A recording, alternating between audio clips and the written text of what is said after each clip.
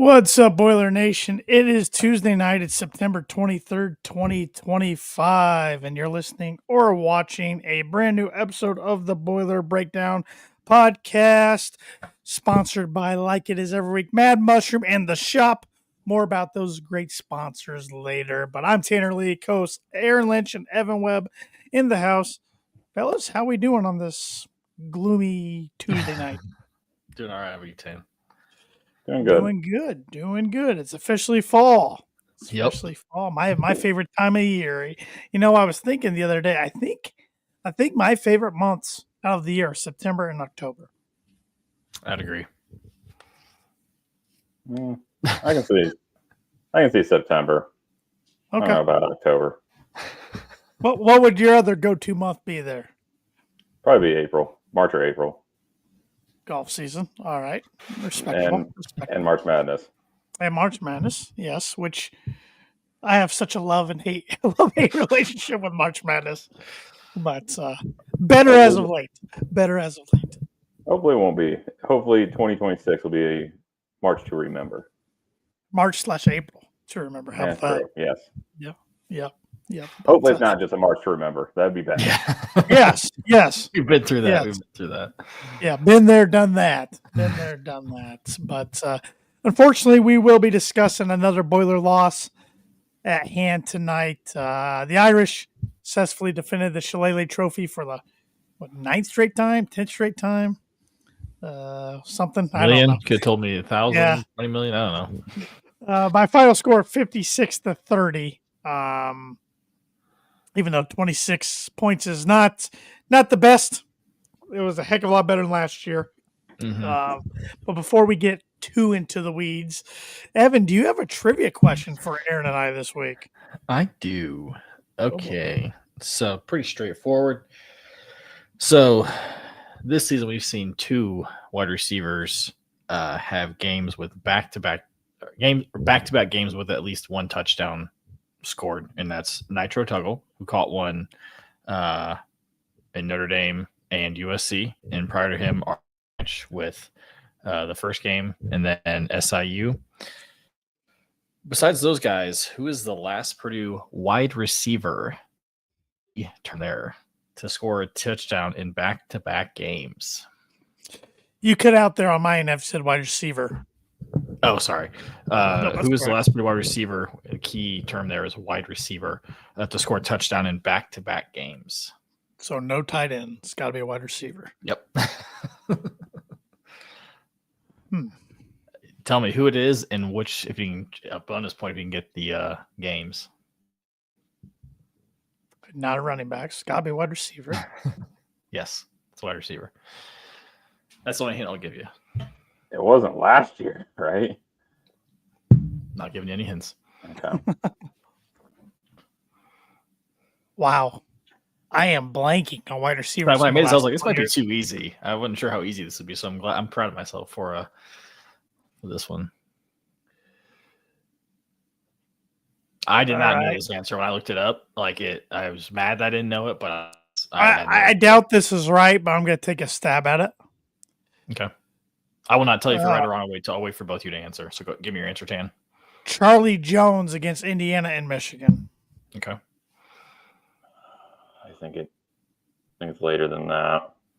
Probably, but I couldn't think of a wide receiver the last 2 years who might have done it. That's the problem that I'm having right now. And now one crossed my mind, but I'm sticking with my answer. I can't remember the guy that stepped out of I can't remember last year's wide receivers, but I'm going to say Morissette. Tanner, what was your other thought? My other thought was TJ Sheffield, but I wouldn't know who those two opponents would be. Okay. I have no idea. The answer is Nylon Morissette. He didn't even say who against. He'll get half point. Yeah. Can you guess which games, Lynch? I want to remove this from my brain, but I want to say one of them was Penn State. Was it? No. Because I thought he was going to. He was out of bounds that game. Oh, gosh. Yeah. That's right. Yeah. I do remember that. Which ones were they? It was the first two games last year, Indiana State and Notre Dame. He was the one who caught a touchdown. He was the one who Notre Dame. scored against Notre Dame. I Yeah. thought it was. I thought it was. I thought it was the Smith kid who left after last year. Atlantic TJ caught Smith? it. No, Leland Smith. I thought Leland Smith caught it. I thought it was. He was a kid from Florida Atlantic who was hurt his first year, then played last year. Start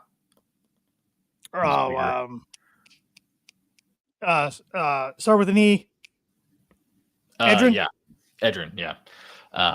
So the caveat was Max Clare did catch back to back in the, I think it was Penn State and Michigan State games. He caught one, but I was going with wide receiver. So nice job, Lynch.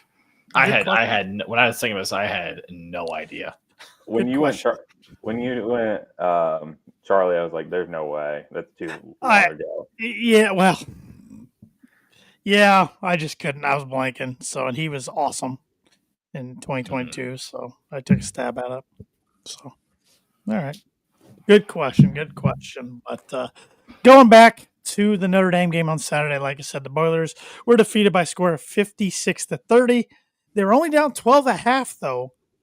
But then the third quarter got away from them, getting outscored 21-0. I don't know about you guys, but I sure hope that's the last time Purdue ever has to go against Jeremiah Love and Jadavian Price. Yeah, that was rough to watch. Gosh.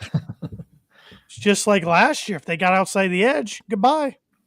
I don't think it'll matter just because that offensive line just gets off the ball and moves the defensive line back and gets to the second level too.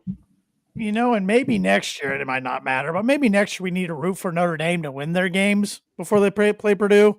Yeah. Because 2 years in a row, Purdue's just caught and I don't even know if it would matter, but Purdue's caught an absolute pissed off Notre Dame team two years in a row.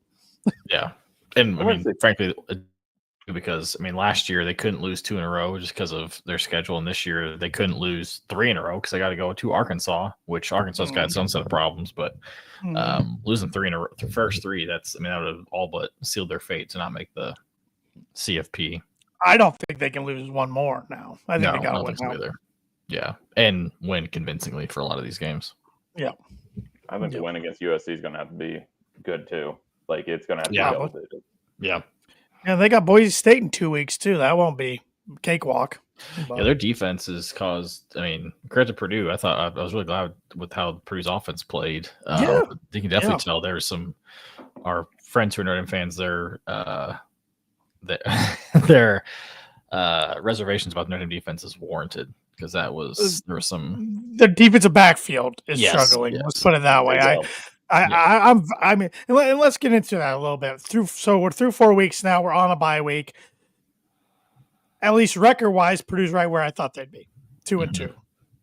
I think the passing game's better than I expected it to be. Oh yeah. The run game's worse than I expected it to be. The offensive line's worse than I expected it to be. Mm-hmm.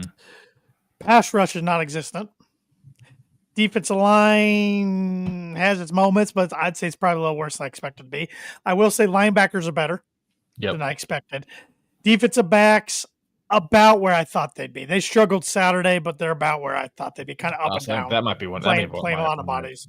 Biggest disappointments for me is defensive back. I was just too hyped about reading about these guys going into the season. I thought that would be an area of strength for this team. Not necessarily like they're going to be like shut down corners by any means, but I've been much more disappointed than I thought I'd be in the DBs. In special teams, I'm good with it. Besides the one kick return Saturday, right. And it's amazing. Like in the history of Purdue Notre Dame games, especially Notre Dame Stadium, how often special team blunders have haunted Purdue. Whether it be a blocked punt, a blocked kick, a punt return touchdown, a kick return touchdown, muffed punt, something always goes wrong for Purdue special teams in that stadium. It's just like they're Indian burial ground for Purdue special teams. I don't know. It's something weird. Right when even though I got to be honest, I don't remember the last time I've seen a holding call on a kick return get picked up. Yeah. No. Me neither. And Barry was hot about that. He was hot about that for a long time. Yeah. He said one thing to miss it. Yeah, it's one thing to miss it, but it's another thing to look back. He said in the post game, one of the officials overruled the other one. from a different angle. That That was can't his. happen. That was can't what happen. they told him. That's what they told him because I think it was Tim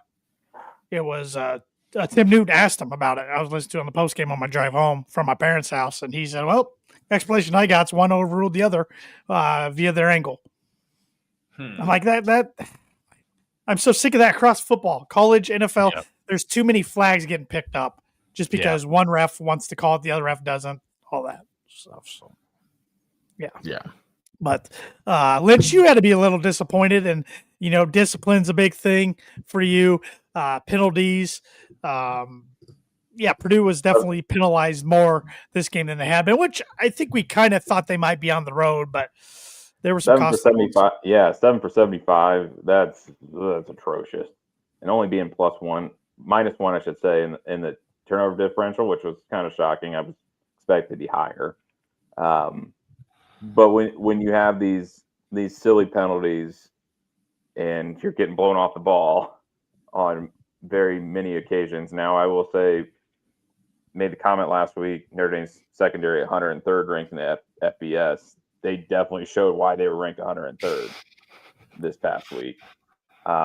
It's pretty bad though for, I think, us looking forward and this team looking forward. They got to figure out how to run the ball. Malachi Singleton cannot be the leading rusher coming out of this game. No, Ryan Brown's got the longest rush on the season, I believe, by 26 or 27 yards. I mean, yeah.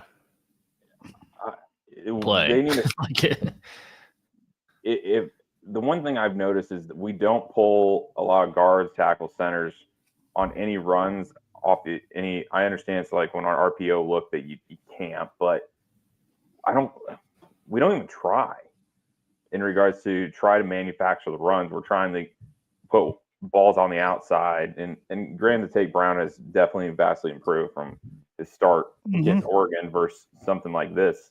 So we have to give credit where credit's due, but it's disheartening to play hard, smart, and tough. I don't think any of those. Well, I will say they did play hard at times, and they didn't give up like last year's team and walk it in. But man, they did not play smart. The missed tackles, head down, going towards tackles and whiffing. You're not tackling what you're seeing. And I guarantee the coaching staff already watched the tape. I know you said burn the tape. I don't want to hear that ever again after last year's White Sox season, flushing the tape. So you better watch it. I hope there's things that they can point out, and I hope they can actually move forward and look at where IU exposed at Illinois and see, and especially in this bye week, where we can capitalize, and then look at the film this week from USC Illinois and think, hey, we can capitalize on where their deficiencies are, even though we're not where we need to be yet. Oh yeah, I think this bye week comes at the perfect time. I mean, Purdue is a little banged up. TJ Lindsey out for the year towards ACL against USC. George Burnham, don't know, arm injury, was in street clothes in the second half against Notre Dame. Don't know what his status is going forward. That could be a major killer. So the guy's good. He just can't stay on the field. He is just bitten by an injury bug every year.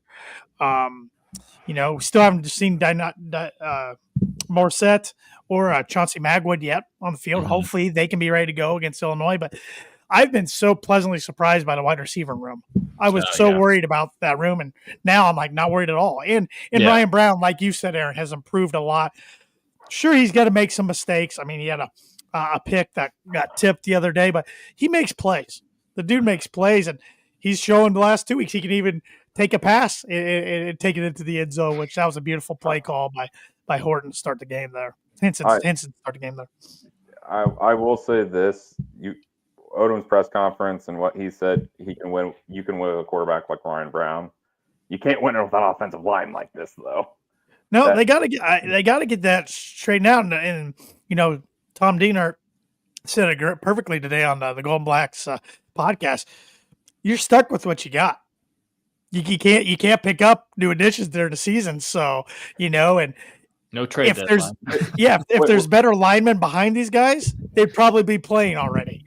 So I want to ask that question with what's his name? UCLA got released. I thought they have a 30-day window. They can sit out the rest of the year if they want to, but they can't leave for a different program. Yeah, you can't just go and play somewhere else. Well, can't they join the program though and not play? So it'd be like a red shirt. Yeah, they can go red shirt, but I don't know if they can participate in practice or not. But they can go somewhere else. But yeah, they have to sit out. I'd be curious to see how that transfer works because because again, these are student athletes. So I don't know how you transfer. Are we even sure they're students anymore? No, they're semi-pro athletes. Let's just be honest. We'll call them what they are. They take a class or two. Sure, for looks. I wonder with like Virginia Tech, UCLA, and now Oklahoma State today, can the staff go out and like, if they've scouted, like have recruiting profiles on these kids, can they go out and offer technically this person like kid? If they jump in the portal, like I don't know how that works. I don't either. Mag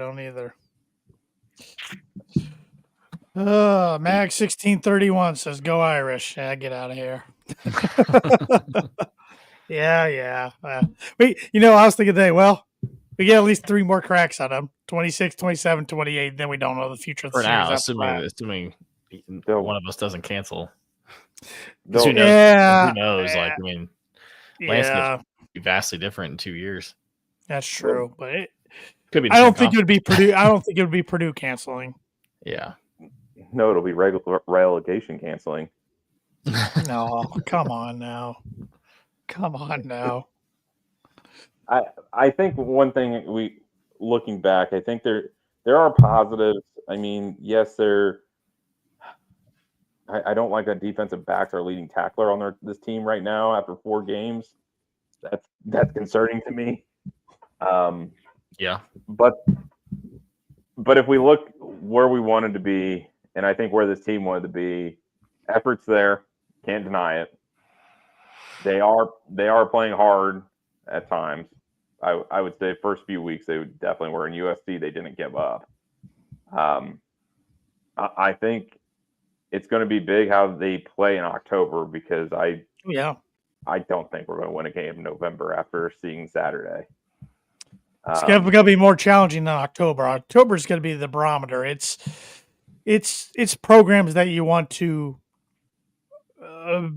see where you are. You should be at the level of.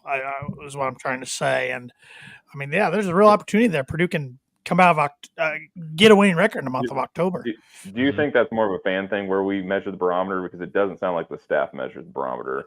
They measure like where they want to be. Yeah, once again, they're not. Maybe they are behind closed doors, but they're not going to say that publicly. If you said that publicly, then you're going to get blasted everywhere. In 2025 with social media, you can't say that. And even like, I know we've been talking in our group message about there's still a talent gap between teams like Purdue and USC, Purdue and Notre Dame. But the staff can't come out to the media and say, yeah, there's a talent gap, because then you're losing your whole locker room 4 games in, and it's just not good. You can't say that, even if they really believe that. I think the talent gap with Purdue and their opponents in October is closer than it is with USC, Notre Dame, Ohio State, Michigan. You got to be very honest where they stand, though. Like, I mean, if you're going to do an honest review of this, like, they want to say like, hey, it's a scheme. I don't think you can scheme as much as you can't. Like, maybe a running back pass like what we did, but like, I don't know what you're going to do. Hey, Joe Tiller figured it out early on. So that was a whole different time. It was. But heck, I think Purdue had the best success Saturday when they went 5 wide and ran like a run and shoot offense. I mean, if the run game's not working early, you either got to go short, quick pass game to make up for the run game, or screw it. Just send everybody out wide and let's just pass. Fair play. They're just going to pin back the ears, and if you're going to go 5 wide, they're going to bring 6 on the line. You better have a hot route after that. It's going to be interesting to see. Hopefully, they can continue momentum. Momentum's not stopped. It's 2-2. We've already doubled our wins of last season in the month of September. I know you made the claim that we're going to go we're going to win all 4 in October. That might be me just talking out my ass a little bit, but You were revved up on Saturday saying that's going to happen. I didn't come out too discouraged Saturday. I mean, the third quarter sucked, but Notre Dame's still a top 10 team talent wise. I mean, this was a team that lost 75 penalty yards. They lost. They lost. Yeah, but it's the first road game. I mean, it was more. I was just encouraged by like this team gets hit and swings back. They could have fought. What would last year's team do after that 100-yard kick return? Oh, they would have just went to the locker room. Purdue answers with the touchdown. I mean, so yeah, the third quarter sucked, but they've taken some punches and punched back this year, and that's encouraging, I think. They folded and got their agents on the phone last year. Like, where can I go make another check? Yeah, exactly. Yeah. So, yeah, I mean, I'm disappointed we lost. Don't get me wrong, but man, I didn't understand some of the Purdue fans' takes, like the sky is falling type thing after Saturday. Did you really expect to go in there and win?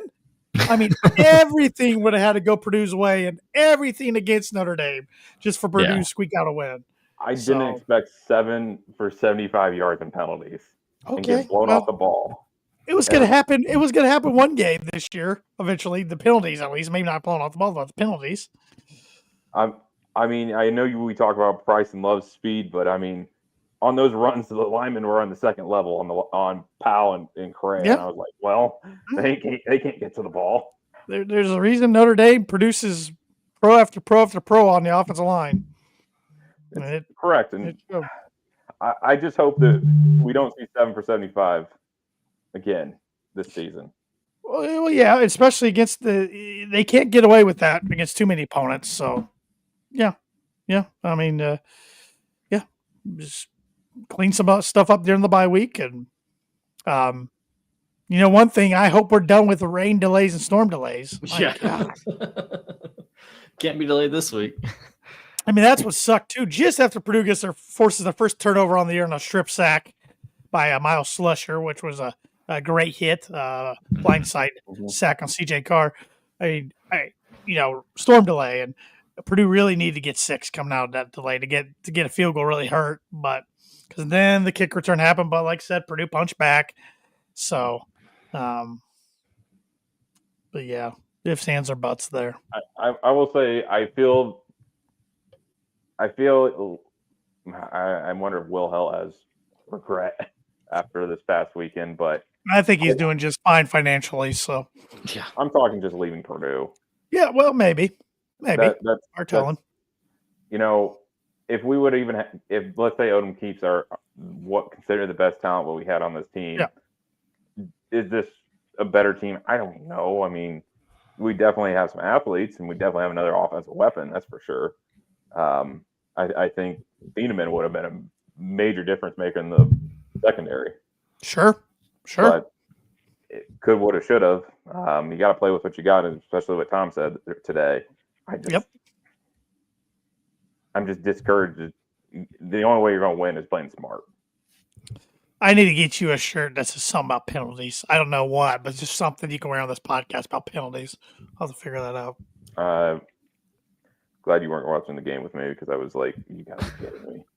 Yeah, I didn't get too animated. I got more animated than the ref on the picking up the holding call on the kick return than about anything, I think. So, but yeah, bye week this week, so no game to preview on our end. But give our helmet stickers. I was gonna say we gotta give helmet stickers. Oh, I gotta go grab my helmet. All right, I'll go first this week. Mine's easy. Back-to-back weeks. Oh my god. My helmet sticker is going to Jack McAllister. Not only do you execute a heck of a play call of a fake punt, but you average 45.2 yards net punt yards here. Bombed a 56 or 58 yard punt that really changed field position, but then it was a 58 because then Carr threw that bomb the face on. Oh yeah. and burn the defense because I was like, that a boy. I remember I was so pumped after that huge punt. So my helmet sticker's going to Jack McAllister, 2 in a row, friend. I'm already challenging you to pick somebody different after the Illinois game, or this is just going to be turned into the Lynch gives Jack McAllister helmet sticker segment every week. Even though he's been awesome. Don't get me wrong, he's been awesome. To be That fake honest, punt was great. That fake punt was great. if we had to name it September's MVP, who are you giving it to? Because to me, it's him. Yeah, it's. Brian I would say it's McAllister. It's McAllister or Brown right now. Oh, I would disagree on Brown. He's the quarterback. It's like, I would disagree. Those turnovers. you're gonna have those. Yeah. Webby, go ahead. You can go next. Mine's Ryan Brown. I thought he played. I mean, obviously the pick was what it was tipped. But I thought he gave, he did what he could to give Purdue a chance. That kind of trick play, good throw by Mock to get it to him. Executed really well, and I think he's light years better than I thought he was going to be this year. Just, obviously it's not fair to judge him after, an Illinois game that they didn't really know how to scout him. And then Oregon, it was just one of the best, the best team in the country at the time. But he's been way better than I thought. So, and a lot better in the passing game than I thought. Both very good choices. I'm going to go with I'm a sticker there. I'm going to go with Spencer Porath. 100% on field goals on the year. Like 48. I don't know about you guys, but yeah, he hit a 48-yarder. My confidence is growing with him. And, and that's historically, that's a tough stadium for Purdue kickers to kick in. Yeah. I don't see too many Purdue kickers go in there and go 100% field goal attempts. So, do you think it's easier with a slit turf now there than it was with grass when it was grass? Probably, yeah. Because I really have to think it's easier to kick off that slit turf than it is grass. Don't tell their holder that against A&M. Well, he used to be their starting quarterback back in the day. Buckner. Transferred, played lacrosse, came back. He should stick to lacrosse. That's mean. But my honorable mention would be Nitro Tuggle. Northwood boy, up there, Northern Indiana boy, catching touchdown. He's really starting to come on for Purdue. He's pretty special, I think, talent-wise. So, yep. Yeah, looking at this helmet, don't you guys just miss that old Big Ten logo? God, I miss that. Yeah. God, I miss when it was 11 teams. I miss those jerseys the most.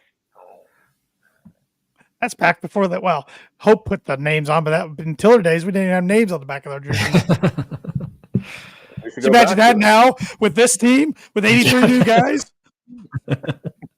Double numbers. In a digital program, you'd be sitting there scrolling every time someone makes a play. I get why they're digital, but they've lost so much money this year on not doing print. Did they lose money or did they save money? That's for you to figure. They probably save money, to be honest. I'm going to guarantee it's saving money. You don't do that. It's a lot of printing. That's a lot of trees. Yeah. They're doing just fine. They didn't make that call for no apparent reason. Yeah, that's fair. So, we don't have any game to predict for Purdue, but we have a lot of games around the Big Ten in the country we can predict, and we're gonna have to come up with a spicy bold prediction for something around college football this week. We will. So before we jump into talking about any other games, predicting other games, I want to do the blind ranking segment for this week. Okay. Because it is about what you are going to do on your bye week. And I'm going to give you 5 options, and you're going to rank them on what you plan on doing with your bye week Saturday. All right. All right. This might be the toughest one because I don't know what direction he's going to go. I'm a little scared. I kept it pretty tame. It's not going to be the most I can't wait. Now, is this like favorite thing we would do? Like number one's like, yes, this is like the thing I want to make sure I'm doing this weekend, or what?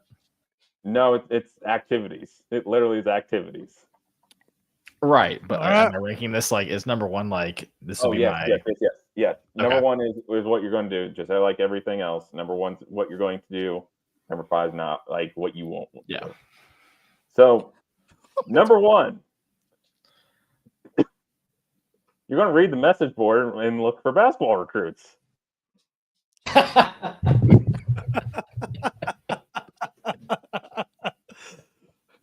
That's pretty good. That's pretty Uh, good because well- I think we'll both do that a little bit, but Oh man. I mean, I'm definitely gonna do that. But where are you ranking it? I know know. you're going to do it. I'll put that as my 3. I hate going safe, but because I'm going to do it, but I think you got some other good stuff up your sleeve, so I'm putting at 3. I'll go 2.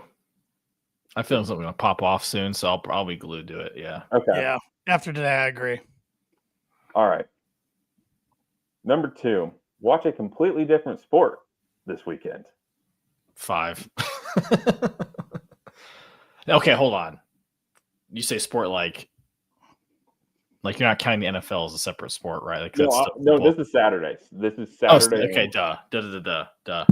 Yeah, 5. I'm going to go 2 because I will watch a little Ryder Cup, but I got something going on in the morning Saturday that's going to make me miss the Saturday morning portion. But I'll go 2 because I will make sure I watch a little Ryder Cup. So I know that's the direction you were going, Lynch. I was also going with any end season races for baseball. For Saturday game. See, I forgot baseball's even going on. And my team's Incline the White Sox. my I'm team not watching. is in the playoffs. I mean, Lynch, I thought you might be talking bass fishing or something on FS2 or, I don't know. All right. Number 3, watch your rivals play.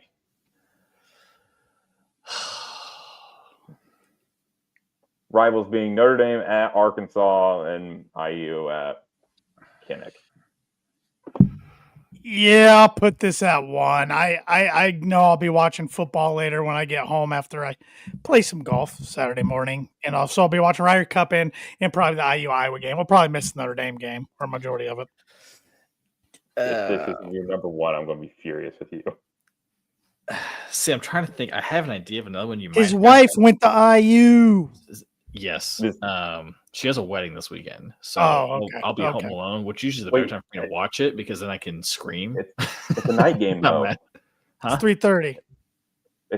That's what? I thought it was 7:30. 3:30 Peacock game.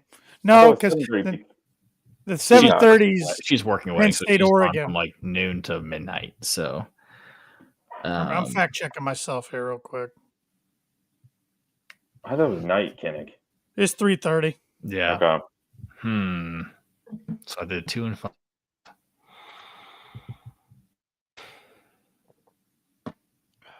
I'm gonna put this at 3, just because there's something else that I'm waiting for you to potentially say.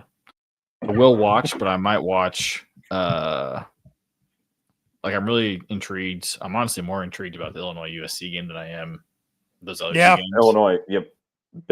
Forgot about Big Noon. Gosh, Dana, I only got my 4 and 5, and I know one of them he's gonna pull. God, yeah. LSU, Ole Miss at 3:30, same time. That's another intriguing one. Georgia, Alabama at night. What's gonna happen is I will get up at like 14, and I'll get pissed, and I'll just change it to something else. So, what did you say you put that at? 3. 3. I got 1 and 4 left. I got 4 and 5. I'm mad at myself. All right. Number 4, spend time with your family or significant other. This is actually this will be my 4 because today. Yeah, I got to put it at 4 because it's gonna happen because I'm playing golf with my dad, and then I'm here on my wife the rest of the weekend. But 4 is ahead of 5, so I guess put it at 4. Shoot. Oh my gosh. Sorry, I gotta collect myself. I was hoping you put it in the last that you all would have your significant others would have to hear that. Yeah, I'm not spending time with you on bye week. Like my wife listens to this podcast. Yeah. Now she will somehow. She hears me talk about it a lot all the time. She gets enough. Yeah, that's true. All right. Number 5. I don't know how this one's going to go because I literally thought you put this one probably ahead, but you will be doing a home improvement project. Oh God, no. That's definitely 5. That's not on my cards for this weekend. I should, No. but I'm not. That's my one apparently. But There's right. always that to do, but I mean, come on. You said why we want to do? That's 5. Now, if that includes mowing, I probably might have to mow this weekend, depending on how the rain. Yeah, I mowed a little bit weekend. today for the first time in like weeks. I wanted to be as random as possible, but I wasn't going to be going down. I thought you were going to throw playing CFB 26. I did too. I did too. That would have been my one by a mile. Yeah. No, Yep. I wasn't going to put that because I was like, man, that would have been the easiest answer. So I was like, I was hoping you were going to say I was going to be glued to the message boards on basketball recruits all weekend. It was almost my one. I'm not going to lie. It was. But then I thought of the game. I was like, well, maybe he'll throw that on there. I thought the game was coming too. So yeah, man, good list. Definitely not the direction I thought Blind Rankings was going this week. But well, we could have won many different ways. If I had a re-rank, I'd probably go message board 1, rival game 2, sniffing another 3 just because she'll be gone all day. 4. 4 would be watching another sport. I'd watch another sport if I'm doing a home improvement project. I'm home by myself. Yeah, I'm good with my rankings. I'll keep them. I'm good with it. Thought we'd go a little obscure with being a week we had it off. I like it. Won't be as obscure as homecoming. That'll be the best one. God. Lord. Well, before we jump into predicting other games, I did tell you guys this was coming. And I'm curious. I want to know your guys' top 5 least favorite or most hated, disliked, however you want to say, college football teams as of right now. I know these can change year to year, heck, even week to week sometimes. But right now, who's your least 5 favorite college football teams, with 1 being your least favorite, 5 being your 5th least favorite, of course? I thought about this hard, and I can only come up with 3 and an auxiliary.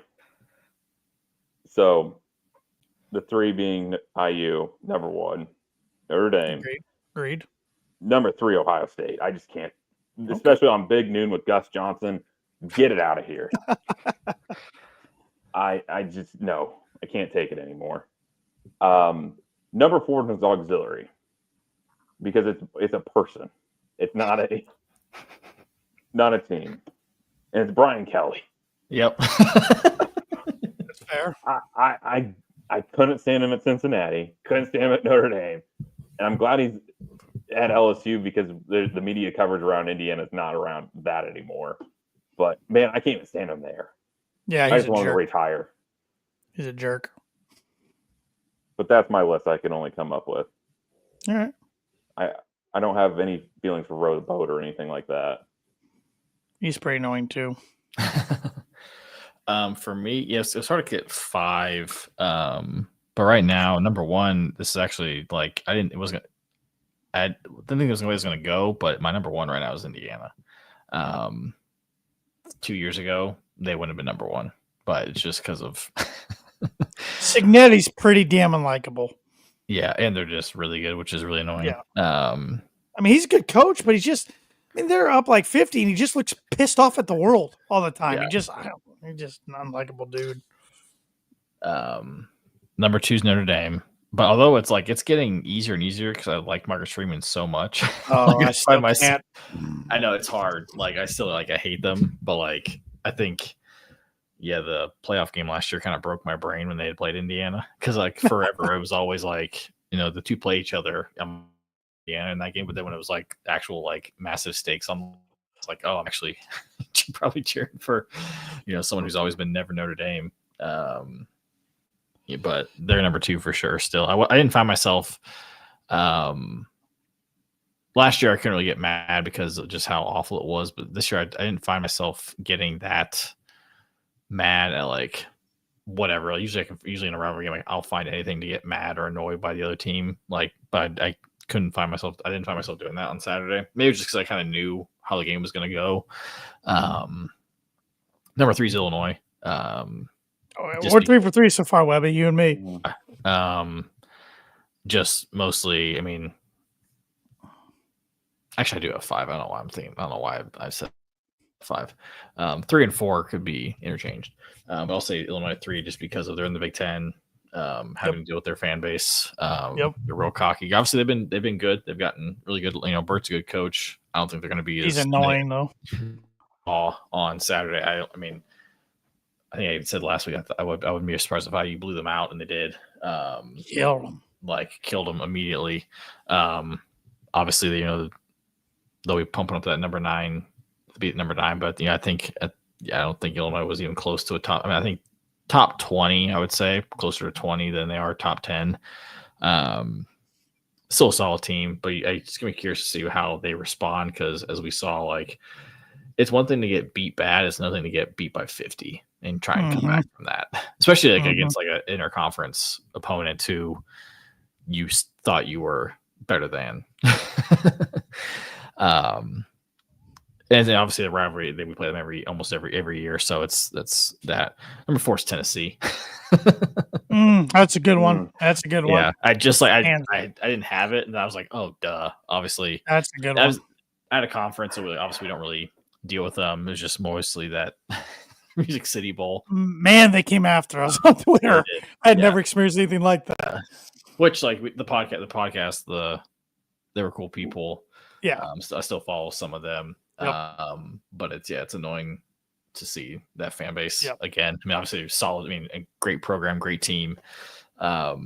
But again, kind of was like you haven't really done much. Like obviously they made the playoff, which is more than we can ever say for football. But they remind me, and maybe you guys can agree with this. Like growing up, I always looked at Clemson and Georgia as 2 programs that were really good, but could never get over the hump. I mean, now they have, of course, the last decade. But that's how now I feel like Tennessee. They're like right there. They're really good. Can make playoffs. Used to be like a punchline, a team that we have everything going and they screw it up. Like, yep. And that's how I feel Tennessee is. Like they're really good. I don't take in consideration to win at all. But yeah, have you heard how things change now with Adidas? Because I think they're recruiting a lot better because Adidas is helping with that kind of stuff. So that'd be interesting to see. But yeah, I hate them. And then if I had to pick one right now, I don't like Michigan. I don't know if it's just the whole. I think a lot of it had to do with Harbaugh when he was there.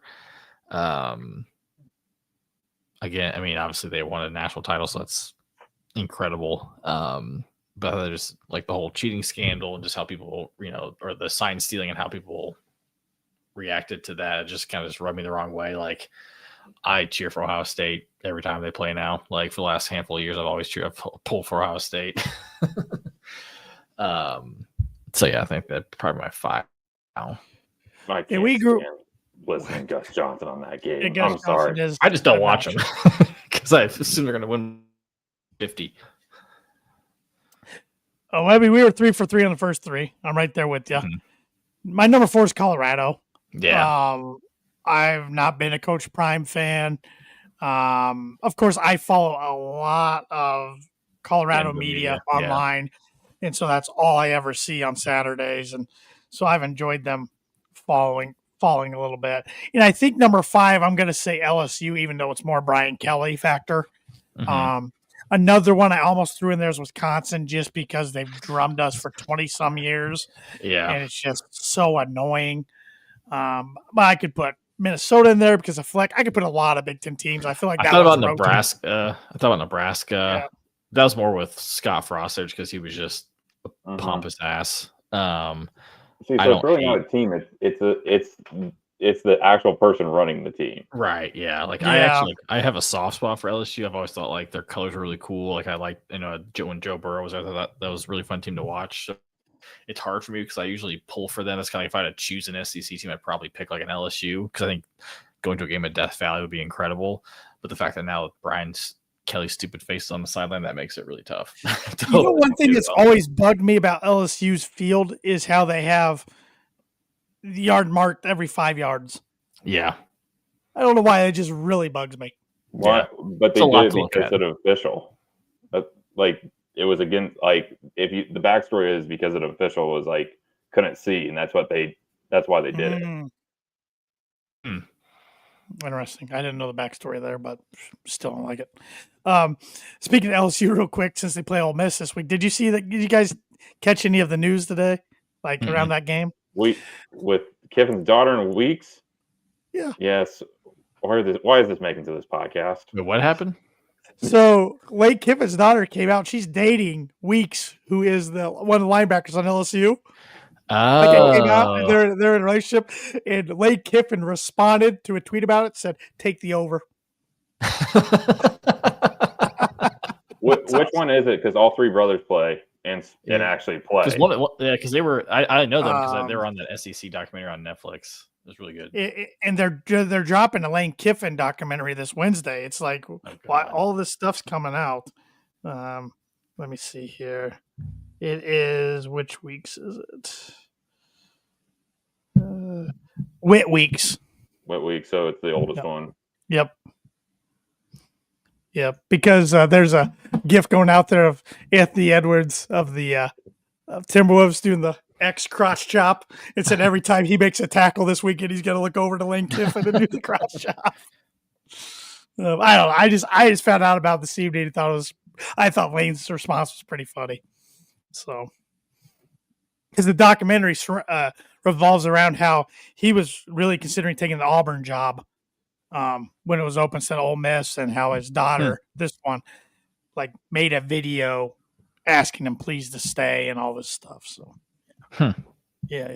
So, who are you guys taking in that game? We'll open up with non-Big Ten games this week. Let's look. Oops. Ole Miss is favored. Yeah, they're favored in that game. I saw it was like favored by 1.5. Okay. I'll take Lane and the Rebels to beat Brian in the big game. Yeah, I'll take that just because of what happened. Yeah. Go Tigers. We actually have two decent Friday night games this week. Number 8, Florida State's 6.5-point favorites at Virginia, who's actually 3-1. Give me Florida State, man. What a turnaround. Yep. They won 2 games last year. They've already won 3. Number 24, TCU at Arizona State, who is 3-1 and a 2.5-point favorite.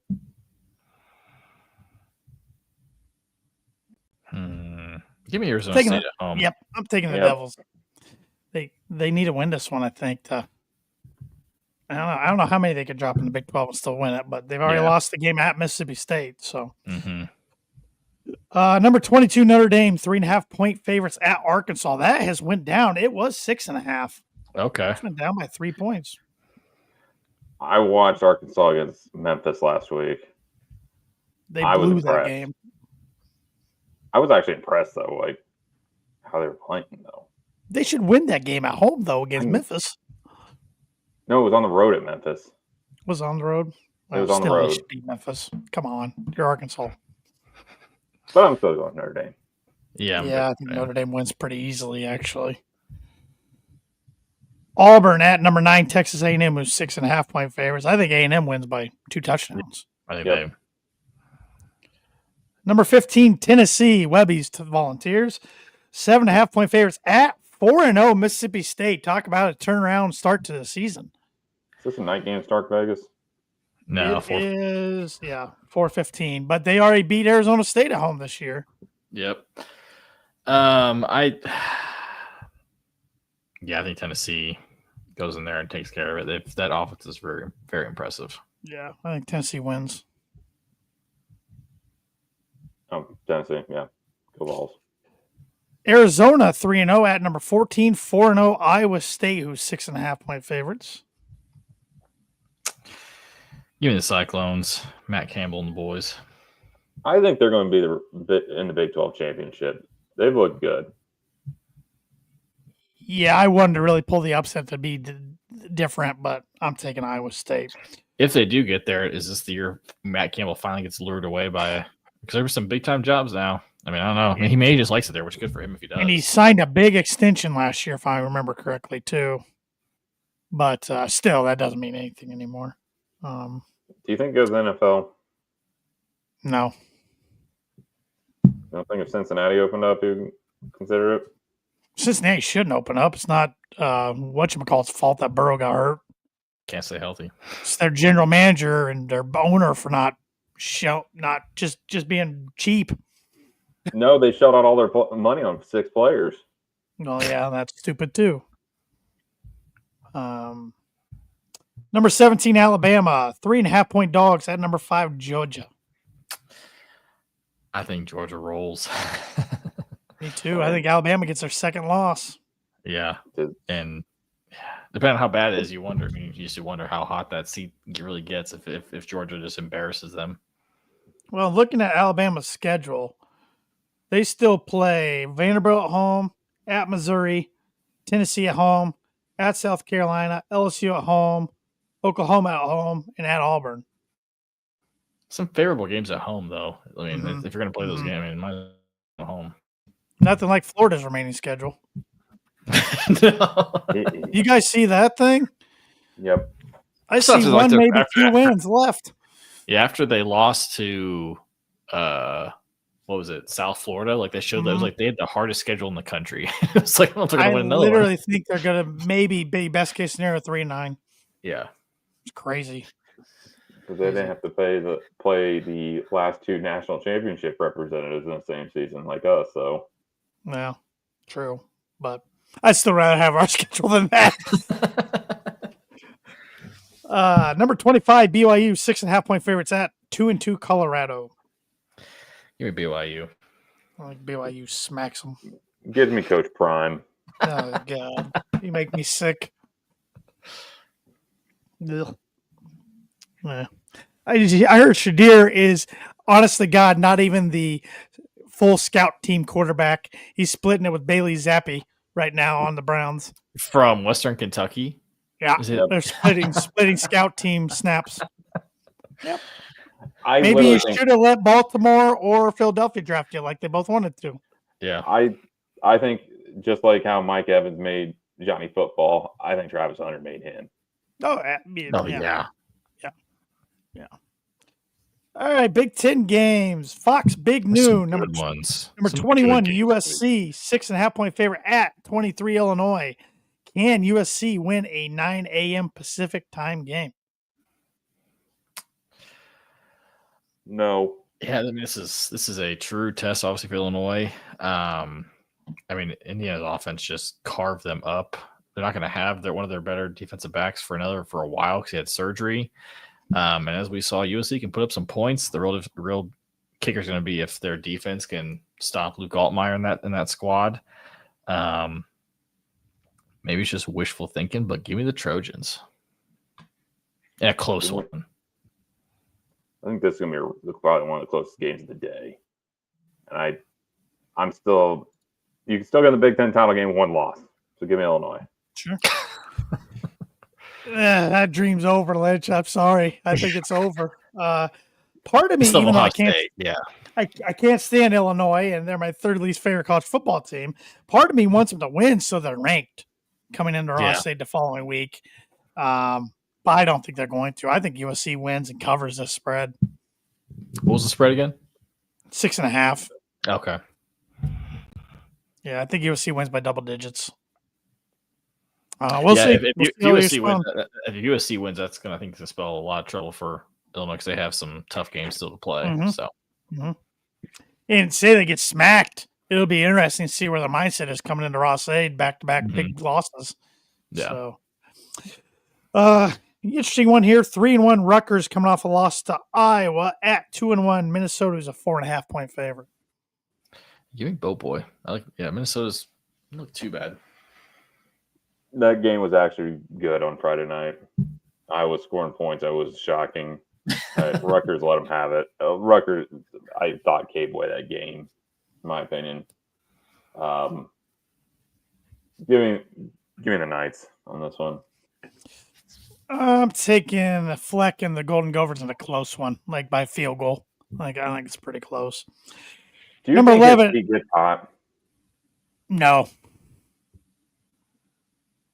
I don't know who they could get better. I don't know what Minnesota football's expectations are.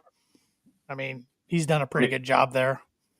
Do you think the climax and pinnacle that will be that 10-2 season? Oh yeah. I mean, Purdue football's won 10 games one time ever.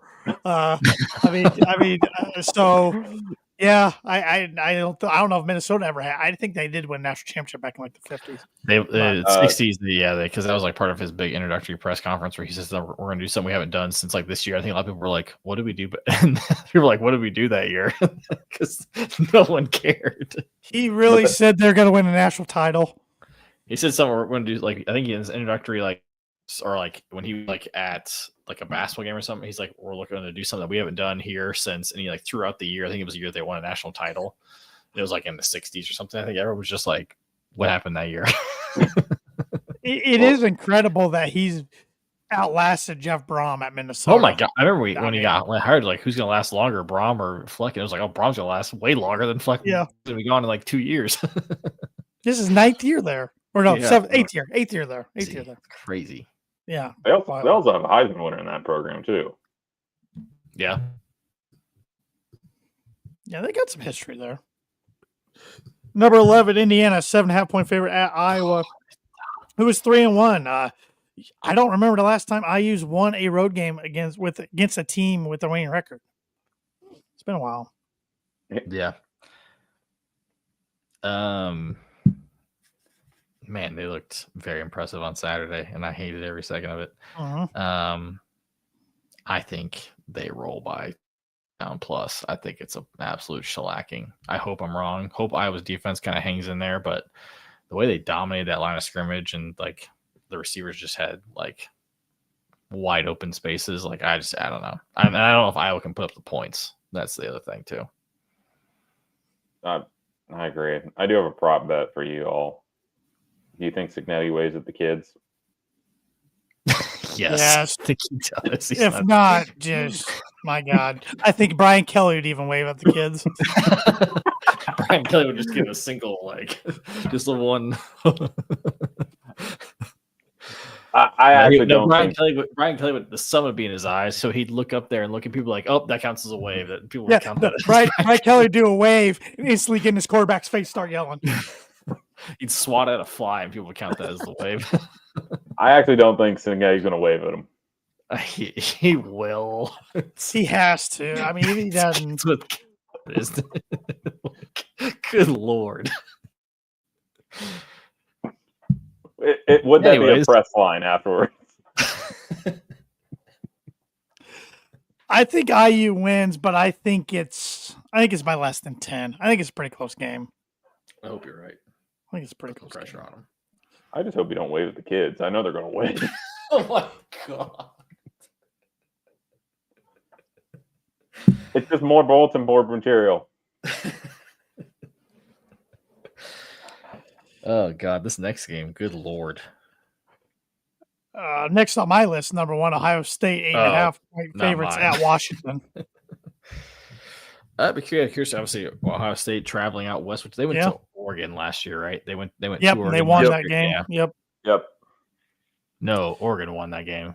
Oregon won that game. You're right. Because Ohio State tried to slide, and they killed them in the playoffs. Yeah. So it's like traveling out west. Man, I think they'll be all right. I think Ohio State. Dead fish and the boys. I don't believe in that Ryan Walters defense. Yeah, I do. I actually don't. So Julian Sand hasn't played a road game yet. I understand he was the highest ranked quarterback for when he went to Alabama, Saban, then transferred. I understand they have higher talent, but Washington looked pretty good in the Apple Cup. I understand it's Washington State, but they look pretty good in that game. Give me Washington. I hope Max Clare carves up Ryan Walters' defense. I think that would be beautiful. What's the spread on this one? 8.5. Yeah, I think Ohio State wins by 7. Yep, I think Ohio State doubles that and wins. I think they're the best team in the country. So, right now, I think Georgia is. That's fair. UCLA at Northwestern in front of 10 people. Northwestern is 6.5 point favorites. Yeah, I'm taking Northwestern this one. I might watch this just to because I hate myself sometimes. 0-3 at 1-2. Well, It'd be great if UCLA like Nico left right he down might. with the transfer window with 30 days. Yeah, Cats are going to win this though. I don't see UCLA's UCLA traveling. winning the game. Welcome to the No. bottom of the barrel of the Big Ten with us. Do you think I think we're better do than we both say those it now? teams. Do we say this now? The loser of this game is last in the Big Ten at the end of the season. Yes, I think Yeah. Purdue beats Northwestern. I'll go on record now on September 23rd. I think we'll beat Northwestern. I think it'll be a game like last year, unfortunately. Or the year before. Yeah, I'm sure the year before. Which too. Ryan Brown has experience. Well, it's a different field though. He has experience playing at Northwestern. Yes, wrong. Not the county Fairfield. Right. This is probably the game of the weekend, and not only in the Big Ten but nationally. Number 6 Oregon at number 3 Penn State, who was a 3.5-point favorite. Can James Franklin win the big one? Nope. No. Oregon. Go Ducks. Quack quack. I'm taking the Lions. I think Drew Aller and James Franklin finally get one done. Penn State's defense causes more to throw a few picks. Should be a good one, though. I might have to watch that one. Dan Lanning's a better coach than Franklin. That's fair. I'll tell you, this type of game, if Dan Lanning loses, as crazy as it sounds, as Oregon fans start getting ticked at him. Because all of a sudden, like, I lost Ohio State in the playoff. And now are we even going to make the playoff type of thing? Like, I think they'll be all right. No. I mean, they already ran out Mario Cristobal of Miami. Like, no way. They won't do that to him. They ran out Willie Taggart. Talk about running out. They ran that guy out. I mean, watch what he did at Florida State then. I know. But, yeah. But any spicy bold predictions around college football this weekend? Back to Signetti doesn't wave to the kids. You are heartless. I'm not heartless. I would wave to the kids. He won't. I'd hope you'd wave to the kids. I'm going to say there are more turnovers in the UCLA Northwestern game than are total touchdowns scored.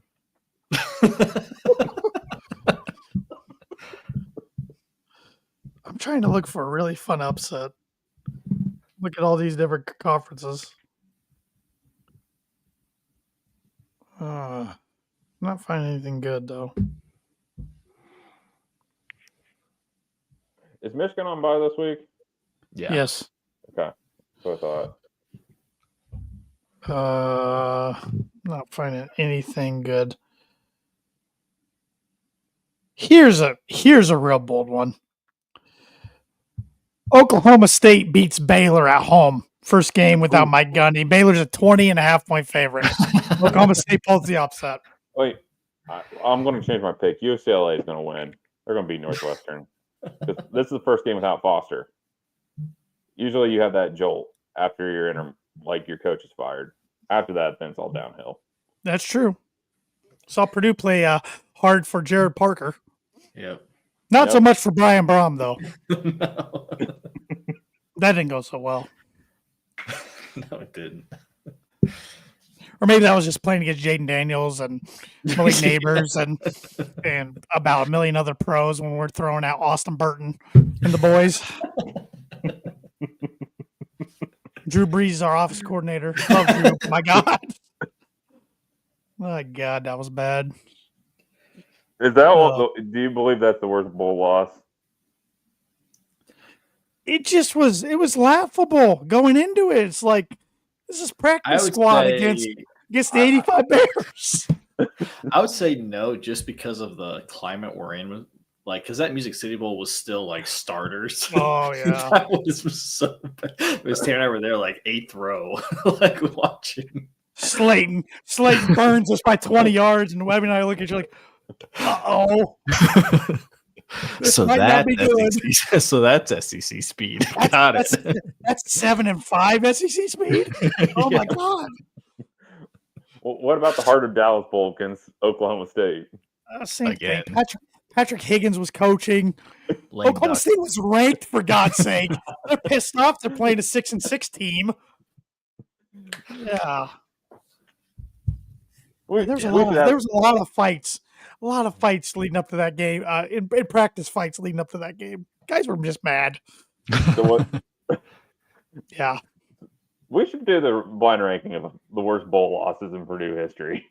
Well, there's some heartbreaking ones too, like the 2000 Outback Bowl blowing a 25 lead to Georgia. Let's not. I'm talking non-competitive ones. I don't know if there's a list of 5.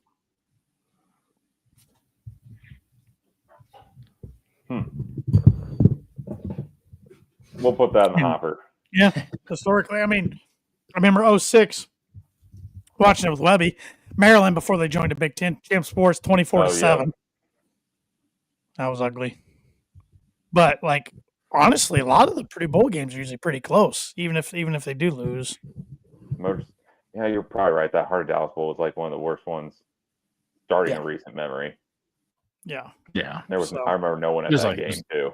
Yeah, lame duck coach too, so it was tough. Yep. The coach wasn't even there. Burke relieved the new coach was. New coach was when he was getting ready for his bowl game. Dumb. We let him even coach that bowl game. Should have known right then. Should have let. We changed our mind. You can stay at Kent State. Damn it. All right, let's pay some bills, shall we? And talk about 2 of our great sponsors we have on the Boiler Breakdown. One of those being Mad Mushroom. Boiler Breakdown is brought to you by Mad Mushroom, who's been serving Boilermakers since 1993. They're located in the heart of West Lafayette, and they're well known as the home of the original cheese sticks. Whenever I visit, Aaron visits, Webby visits, we like to sit down and have an ice cold beer while trying out their latest pizza of the month, which Aaron is going to tell you all about here. Yeah, well, you still got time to get the September pizza of the month, bottoms up. Their version of upside down pizza they cover with the dough with the base layer of mozzarella and then drizzle their traditional pizza sauce over that mozzarella. And then you can pick your 2 favorite toppings. We've all given our 2 favorite toppings in the past week. So, yeah, a couple more weeks to pick up this pizza.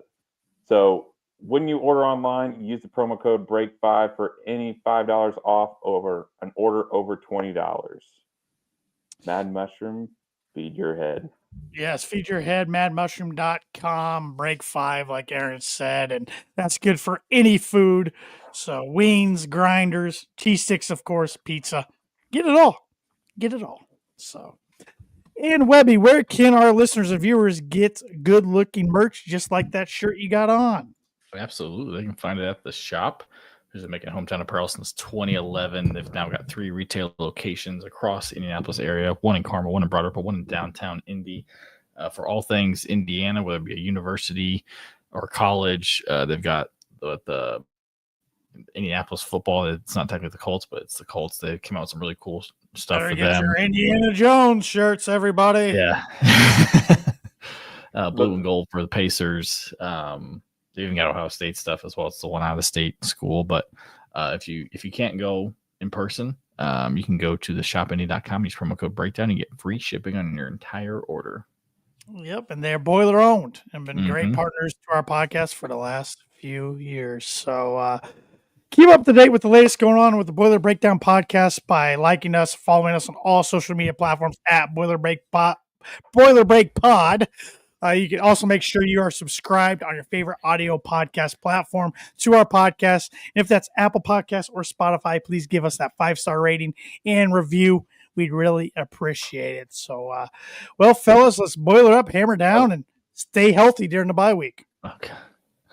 One more thing. It was announced today for basketball, because I know all our minds are going to be shifting this month. Fan Day is Saturday, October 18th. So yes, the day Purdue plays at Northwestern. So Yep. So all good. So check out Fan Day, October 18th. You got a few weeks to plan for that. But once again, let's boiler up, hammer down, and stay healthy during the bye week. Boiler up.